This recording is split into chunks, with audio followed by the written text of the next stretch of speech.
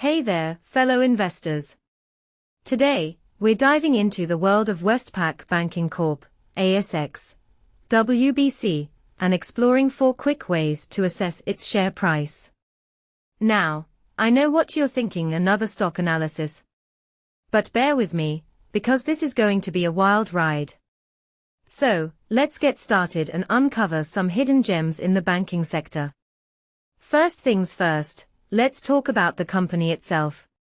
Westpac is a big player in the Australian banking scene, second only to the Big Four. They're all about financing homeowners, investors, and individuals, and let's not forget their business customers. Now, you might be wondering, what does this have to do with the share price? Well, everything. The health of a company's workforce and culture can directly impact its long-term financial success. And that's where HR matters come into play. One of the best ways to get a feel for a company's culture is by checking out HR jobs websites like Seek. According to the latest data, Westpac's workplace culture rating of 3.45 is actually better than the ASX banking sector average of 3.1. Now, I think this is pretty fascinating. A positive workplace culture can lead to improved employee retention, which in turn can boost a company's financial performance. So, if you're looking to invest in great companies, keep an eye on the HR front. Now, let's talk about the nitty-gritty of banking profits. Banks need deposits and good profit margins to stay afloat. And one of the most important measures of a bank's profitability is the net interest margin, NIM. Westpac's NIM of 1.93% is actually better than the ASX major bank average of 1.78%. This means they're making a better return on the money they lend out compared to their peers.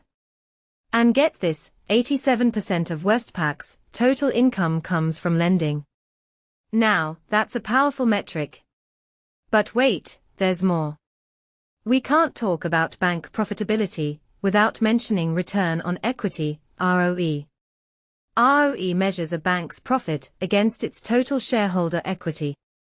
Westpac's ROE of 9.7% is actually higher than the sector average of 9.35%. This means they're generating a solid return on the money their shareholders have invested. Now, that's what I call a healthy bank. Now, let's talk about balance sheet protection. For Australian banks, the CET1 ratio is like a safety net. It represents the bank's capital buffer, which can help protect against financial collapse. Westpac's CET1 ratio of 12.5% is actually higher than the sector average. So, they are doing a great job of safeguarding their balance sheet. Finally, let's talk about valuation. One of the most efficient ways to value ASX bank shares is through a dividend discount model, DDM. Using a DDM, we can estimate the fair value of WBC shares. According to our calculations, the estimated average valuation is $35.10. But here's the catch, using an adjusted dividend payment, the valuation goes down to $34.05. And if you factor in the franking credits, the fair value estimate becomes $48.64. So, is WBC's share price expensive, or a decent value? Well, that's for you to decide.